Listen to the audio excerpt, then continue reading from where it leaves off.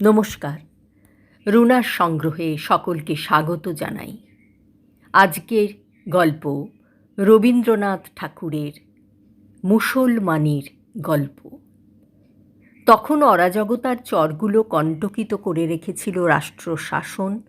অপ্রত্যাশিত অত্যাচারের অভিঘাতে দোলায়িত হতো দিন ও রাত্রি। দুঃস্বপ্নের জাল জড়িয়েছিল জীবনযাত্রার সমস্ত ক্রিয়াকর্মে। গৃহস্থ কেবলই দেবতার মুখ তাকিয়ে থাকত। অপদেবতার কাল্পনিক আশঙ্কায় মানুষের মন থাকত আতঙ্কিত।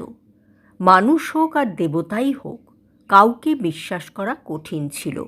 কেবলই চোখের জলের দোহাই পাড়তে হতো। শুভ কর্ম এবং অশুভ কর্মের পরিণামের সীমারেখা ছিল ক্ষীণ। চলতে চলতে পদে পদে মানুষ হোঁচট খেয়ে খেয়ে পড়ত দুর্গতির মধ্যে। এমন অবস্থায় বাড়িতে রূপসী কন্যার অভ্যাগম ছিল যেন ভাগ্য বিধাতার অভিসম্পাত। এমন মেয়ে ঘরে এলে পরিজনরা সবাই বলতো, পোড়ার মুখী বিদেয় হলে বাঁচি। সেই রকমেরই একটা আপদ এসে জুটেছিল 3 মহলার তালুকদার বংশীবদনের ঘরে। কমলা ছিল সুন্দরী। তার বাপ মা মারা গিয়েছিল, সেই সঙ্গে সেও বিদায় নিলে পরিবার নিশ্চিন্ত হতো। কিন্তু তা হলো না। তার কাকা বংশী অত্যন্ত স্নেহে, অত্যন্ত সতর্কভাবে এতকাল তাকে পালন করে এসেছে। তার কাকি কিন্তু প্রতিবেশিনীদের সঙ্গে প্রায়ই বলতো, দেখ তো ভাই, মা বাপ ওকে রেখে গেল কেবল আমাদের মাথায় সর্বনাশ চাপিয়ে। কোন সময় কি হয় বলা যায় না। আমার এই ছেলেপিলের ঘর, তারই মাঝখানে ও যেন সর্বনাশের মশাল জ্বালিয়ে রেখেছে। চারিদিক থেকে কেবল দুষ্ট লোকের দৃষ্টি এসে পড়ে। ওই একলা ওকে নিয়ে আমার ভরাডুবি হবে কোনো দিন, সেই ভয় আমার ঘুম হয় না। এতদিন চলে যাচ্ছিল একরকম করে। এখন আবার বিয়ের সম্বন্ধ এলো। সেই ধুমধামের মধ্যে আর তো ওকে লুকিয়ে রাখা চলবে না। ওর কাকা বলতো, সেই জন্যেই আমি এমন ঘরে পাত্র সন্ধান করেছি যারা মেয়েকে রক্ষা করতে পারবে। ছেলেটি মোচাখালীর পরমানন্দ শেঠের মেজ ছেলে। অনেক টাকার তহবিল চেপে বসে আছে। বাপ মলেই তার চিহ্ন পাওয়া যাবে না। ছেলেটি ছিল বেজায় শৌখিন। বাজ পাখি উড়িয়ে, জুয়ো খেলে, বুলবুলের লড়াই দিয়ে খুব বুক ঠুকে টাকা ওড়াবার পথ খোলসা করেছিল। নিজের সম্পদের গর্ব ছিল তার খুব। অনেক ছিল টাকা। মোটা মোটা ভোজপুরি পালোয়ান ছিল, সব বিখ্যাত লাঠিয়াল। সে বলে বেড়াতো, সমস্ত তল্লাটে কোন ভগ্নিপতির পুত্র আছে যে ওর গায়ে হাত দিতে পারে। মেয়েদের সম্বন্ধে সে ছেলেটি বেশ একটু শৌখিন ছিল। তার এক স্ত্রী আছে, আর একটা নবীন বয়সের সন্ধানে সে ফিরছে। কমলার রূপের কথা তার কানে উঠল। শেঠ বংশ খুব ধনী, খুব প্রবল। ওকে ঘরে নেবে এই হলো তাদের পণ। কমলা কেঁদে বলে, কাকামণি, কোথায় আমাকে ভাসিয়ে দিচ্ছ?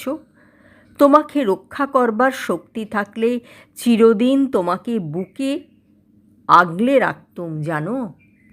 জানো তো মা, বিবাহের সম্বন্ধ যখন ছিল তখন ছেলেটি বুক ফুলিয়ে এলো আসরে। বাজনা বাদ্যি সমারোহের অন্ত ছিল না। কাকা হাত জোর করে বললে, বাবাজি, এত ধুমধাম করা ভালো হচ্ছে না, সময় খুব খারাপ। শুনে সে আবার ভগ্নিপতির পুত্রদের আস্পর্ধা করে বললে, দেখা যাবে কেমন সে কাছে ঘেঁষে। কাকা বললে, বিবাহ অনুষ্ঠান পর্যন্ত মেয়ের দায় আমাদের, তারপর মেয়ে এখন তোমার। তুমি ওকে নিরাপদে বাড়ি পৌঁছবার দায় নাও। আমরা এ দায় নেবার যোগ্য নই, আমরা দুর্বল। ও বুক ফুলিয়ে বললে, কোনো ভয় নেই। ভোজপুরিয়া দারোয়ানরা গোঁপ চারা দিয়ে দাঁড়ালে সব লাঠি হাতে। কন্যা নিয়ে চললেন বর সেই বিখ্যাত মাঠের মধ্যে। তালতরির মাঠ। মধুমোল্লার ছিল ডাকাতের সর্দার। সে তার দলবল নিয়ে রাত্রি যখন 2 প্রহর হবে মশাল জ্বালিয়ে হাঁক দিয়ে এসে পড়ল। তখন ভোজপুরীদের বড় কেউ বাকি রইল না। মধুমোল্লার ছিল বিখ্যাত ডাকাত। তার হাতে পড়লে পরিত্রাণ নেই। কমলা ভয় চতুর্দোলা ছেড়ে ঝোপের মধ্যে লুকোতে যাচ্ছিল। এমন সময় পিছনে এসে দাঁড়ালো বৃদ্ধ হবির খাঁ। তাকে সবাই পয়গম্বরের মতোই ভক্তি করত। হবির সোজা দাঁড়িয়ে বলল, বাবা সকল, তফাত যাও, আমি হবির খাঁ। ডাকাতরা বললে, খাঁ সাহেব, আপনাকে তো কিছু বলতে পারবো না, কিন্তু আমাদের ব্যবসা মাটি করলেন কেন? যাই হোক, তাদের ভঙ্গ দিতেই হলো। হবির এসে কমলাকে বললে, তুমি আমার কন্যা, তোমার কোনো ভয় নেই। এখন এই বিপদের জায়গা থেকে চলো আমার ঘরে। কমলা অত্যন্ত সংকুচিত হয়ে উঠল। হবির বললে, বুঝেছি, তুমি হিন্দু ব্রাহ্মণের মেয়ে, মুসলমানের ঘরে যেতে সংকোচ হচ্ছে। কিন্তু একটা কথা মনে রেখো, যারা যথার্থ মুসলমান তারা ধর্মনিষ্ঠ ব্রাহ্মণকেও সম্মান করে। আমার ঘরে তুমি হিন্দু বাড়ির মেয়ের মতোই থাকবে। আমার নাম হবির খাঁ, আমার বাড়ি খুব নিকটে।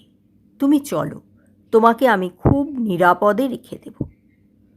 কমলা ব্রাহ্মণের মেয়ে, সংকোচ কিছুতেই যেতে চায় না। সেই দেখে হবির বলল, দেখো, আমি বেঁচে থাকতে এই তল্লাটে কেউ নেই যে তোমার ধর্মে হাত দিতে পারে। তুমি এসো আমার সঙ্গে, ভয় করো না। হবির খাঁ কমলাকে নিয়ে গেল তার বাড়িতে। আশ্চর্য, এই মুসলমান বাড়ির 8 মহলা বাড়ির 1 মহলে আছে শিবের মন্দির আর হিন্দুয়ানির সমস্ত ব্যবস্থা। একটি বৃদ্ধ হিন্দু ব্রাহ্মণ এলো। সে বললে, মা, হিন্দুর ঘরের মতো এ জায়গা তুমি জেনো, এখানে তোমার জাত রক্ষা হবে। কমলা কেঁদে বললে, দয়া করে কাকাকে খবর দাও, তিনি নিয়ে যাবেন। হবির বললে, বাছা, ভুল করছো, আজ তোমার বাড়িতে কেউ তোমাকে ফিরে নেবে না, তোমাকে পথের মধ্যে ফেলে দিয়ে যাবে। না হয় একবার পরীক্ষা করে দেখো। হবির খাঁ কমলাকে তার কাকার খিড়কির দরজা পর্যন্ত পৌঁছে দিয়ে বললে, আমি এখানেই অপেক্ষা করে রইলুম। বাড়ির ভিতর গিয়ে কাকার গলা জড়িয়ে ধরে কমলা বললে, কাকামণি, আমাকে তুমি ত্যাগ করো না। কাকার 2 চোখ দিয়ে জল পড়তে লাগলো। কাকি এসে দেখে বলে উঠল, দূর করে দাও, দূর করে দাও অলক্ষীকে। সর্বনাশিনী, বেজাতের ঘর থেকে ফিরে এসেছিস, তোরা লজ্জা নেই? কাকা বললে, উপায় নেই মা, আমাদের যে হিন্দুর ঘর, এখানে তোমাকে কেউ ফিরে নেবে না। মাঝের থেকে আমাদেরই জাত যাবে। মাথা হেঁট করে কমলা রইল কিছুক্ষণ।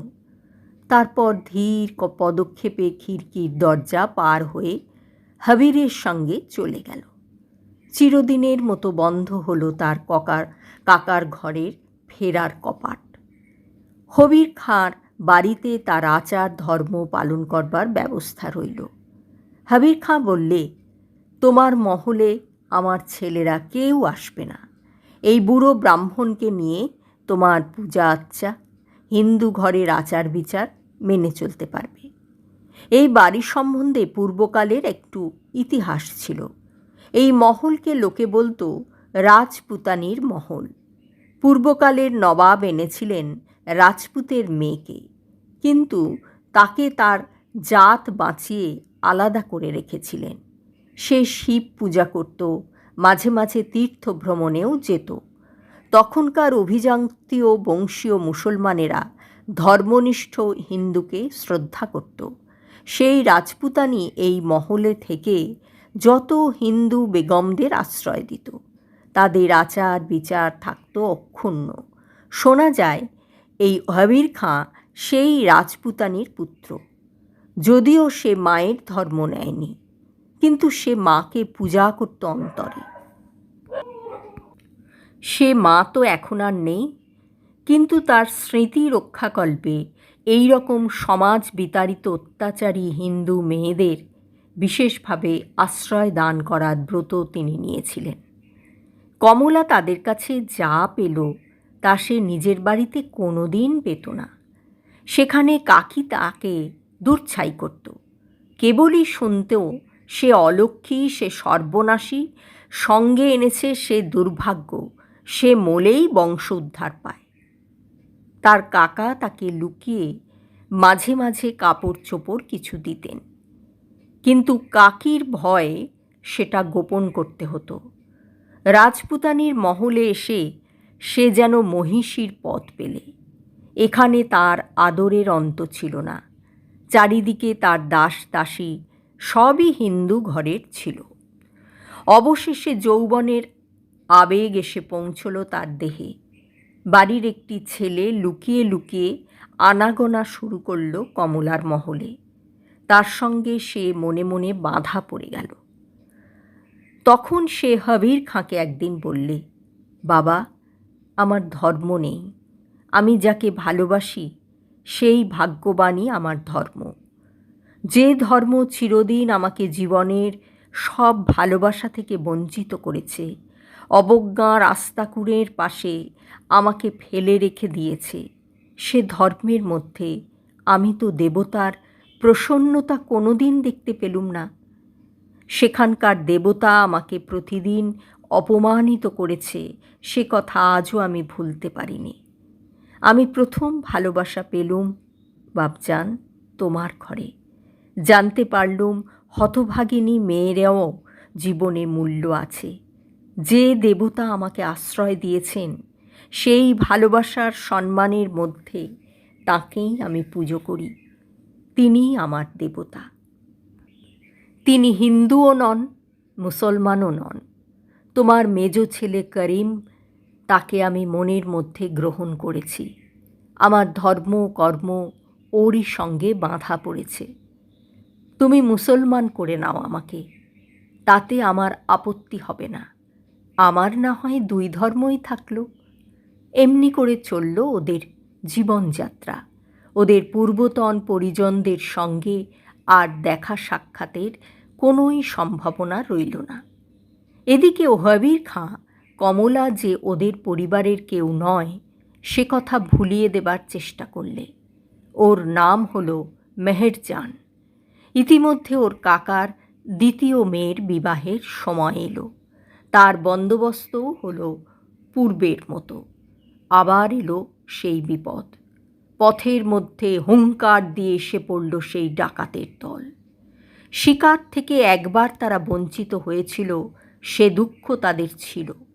এবার তার শোধ নিতে চায়, কিন্তু তারই পিছন পিছন আর এক হুঙ্কার এলো, খবরদার, ওই রে, হবির খাঁর চালারা এসে সব নষ্ট করে দিলে। কন্যাপক্ষরা যখন কন্যাকে পালকির মধ্যে ফেলে রেখে যে যেখানে পারল দৌড় মারতে চায়, তখন তাদের মাঝখানে দেখা দিল হবির খাঁয়ের অর্ধচন্দ্র আঁকা পতাকা বাঁধা বর্ষার ফলক। সেই বর্ষা নিয়ে দাঁড়িয়েছে নির্ভয় এক রমণী। সরলাকে তিনি বললেন, বোন, তোর ভয় নেই। তোর জন্য আমি তাঁর আশ্রয় নিয়ে এসেছি, যিনি সকলকে আশ্রয় দেন, যিনি কারও জাত বিচার করেন না।